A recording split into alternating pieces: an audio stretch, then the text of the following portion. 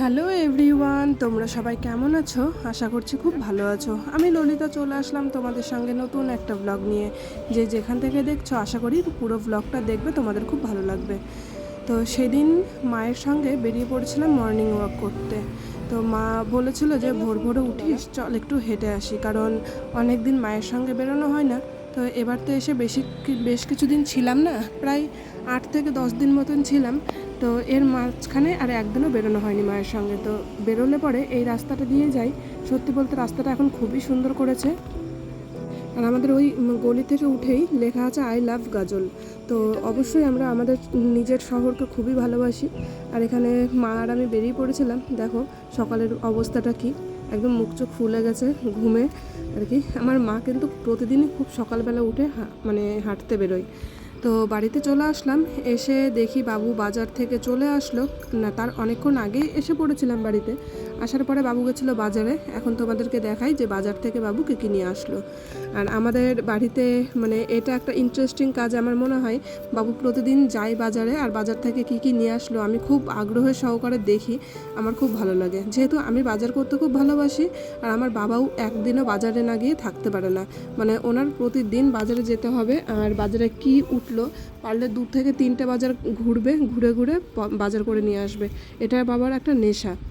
যাই হোক, দেখো কত কিছু নিয়ে এসেছে, যে মূলো, তা কচুরলতি, তারপরে বেগুন, এখানে আছে চাল কুমড়ো, আম, মানে যেটা যেটা ভালো লাগে নিয়ে চলে আসে।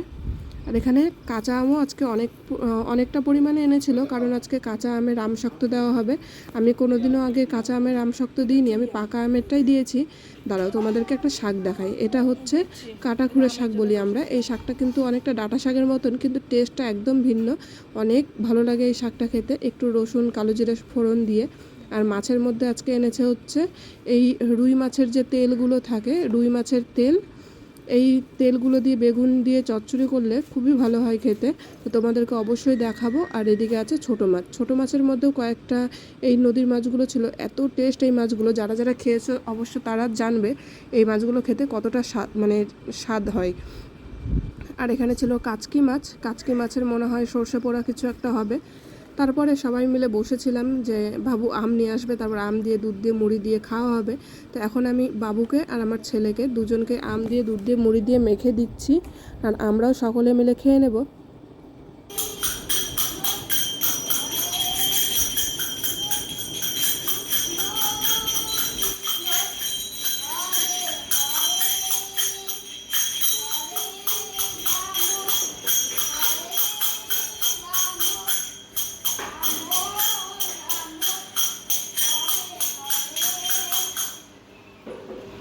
তো শুনতে পেলে তো আমার ভাস্তা কত সুন্দর জুড়ি বাজিয়ে হরে কৃষ্ণ গান মানে করতে শিখে গেছে। খুব সুন্দর গান করে, আর ও প্রায় দিনই এরকম বসে বসে গান করবে, আমাকে ভিডিও কলে দেখাবে।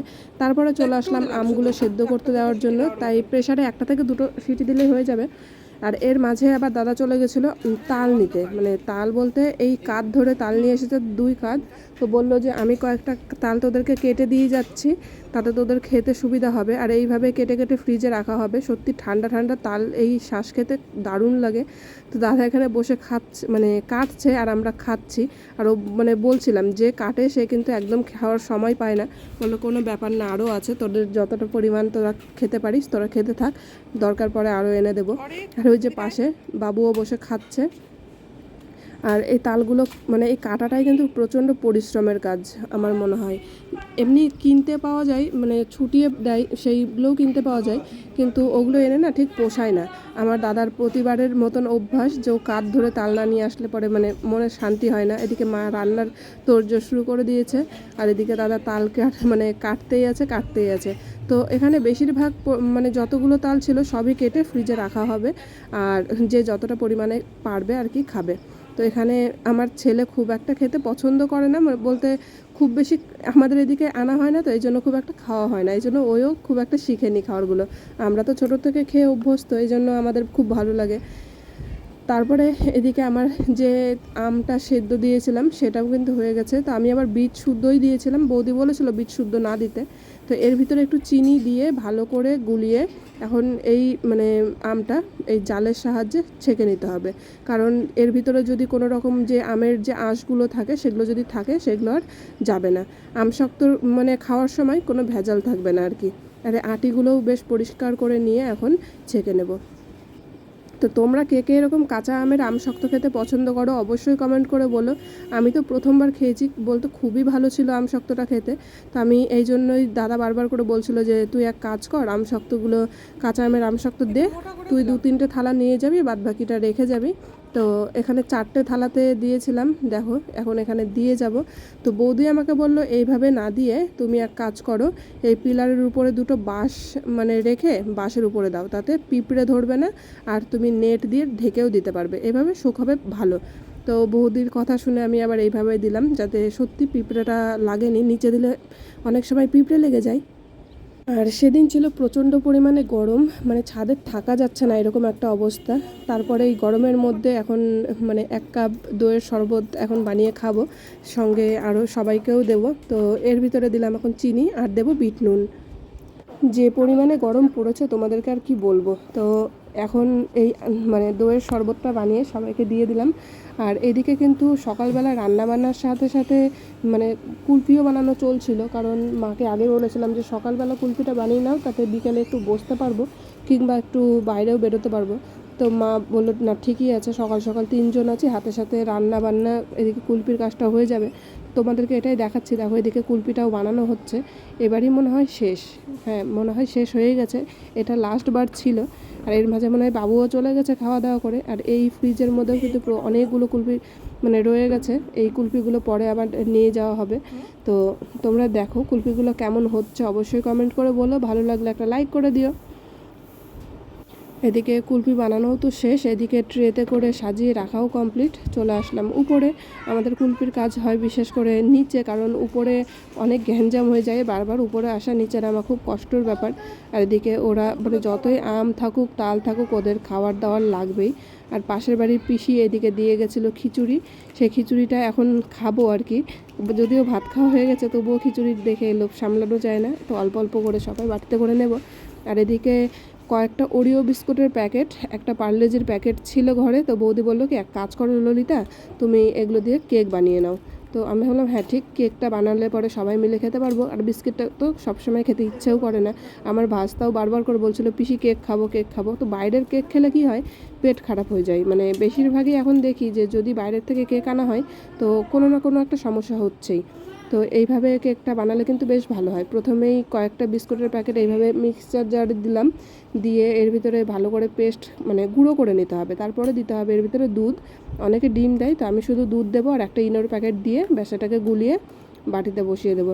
তো আমার একটা ভুল হয়েছিল কি বলতো, এই মিক্সচার জারের ভিতরেই আর কি দুধ ঢেলে দেওয়া, যদি এটা এক্সট্রা একটা বাটিতে নিয়ে ঢেলে দিতাম তাহলে ভালো হতো।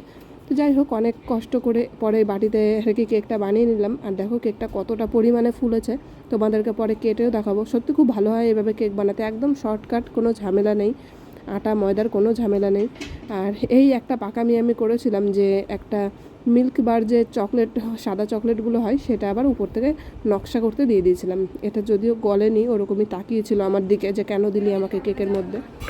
তারপরে চলে আসলো আমার ছোট্ট ভাই, আর ও আসাতে এই দোলনাটা বৌদি আর কি বানিয়ে দেয় যাতে একদম কান্না না করে, কারণ ও খুব ঘুরতে পছন্দ করে আর ও ঘরের ভিতরে থাকবে না, ওকে রাস্তাতেই নিয়ে ঘোরাতে হবে।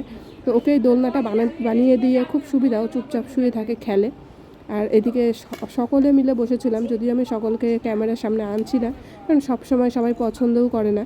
আর এই কেকটা সবাই মিলে এখন খাওয়া হবে। দেখো কতটা সুন্দর হয়েছে, আর বাড়ি থেকে উঠেও আসলো কিন্তু। এখন মানে ফেক বার্থডে আমার ভাস্তা এখন এই কেকটা কাটবে, কারণ এটাতে কিন্তু ওরা খুব আনন্দ পায় কেকটা কাটাতে। তো ছেলে আর এই ভাস্তা মিলে এখন কেকটা কাটবে, তারপরে সবাই পিস পিস করে সবাই মিলে খাওয়া হবে। তো তো তোমরাই বলো কেকটা কেমন হয়েছে। আর যদি তোমরা এরকমভাবে বানাতে যাও অবশ্যই বাড়িতে এইভাবে বানিয়ে বাচ্চাদেরকে খাওয়াবে, ওরা কিন্তু খুবই খুশি হয়ে যায়। বাইরের থেকে না কিনে অনেক সময় এরকম বাড়িতে বানালে কিন্তু নিজেরও খাওয়া হয় আর বেশ অনেকটা পরিমাণে হয়। আর তোমরাই দেখো কতটা স্পঞ্জি হয়েছে, জিনিসটা ফুলে গেছে আর জিনিসটা বসেও যায়নি। আর খুবই ভালোই হয়েছিল কেকটা খেতে। আর এক্সট্রা কোনো রকম চিনি দিইনি, বিস্কিটের যে মিষ্টিটা থাকে সেই মিষ্টিটা মানে ছিল। আর যে পরিমাণে গরম পড়েছে তোমাদেরকে কি বলবো, ছেলেকে একটা স্যান্ডো গেঞ্জিও পরিয়ে রাখতে পারিনি, এতটা গরম পড়েছিল।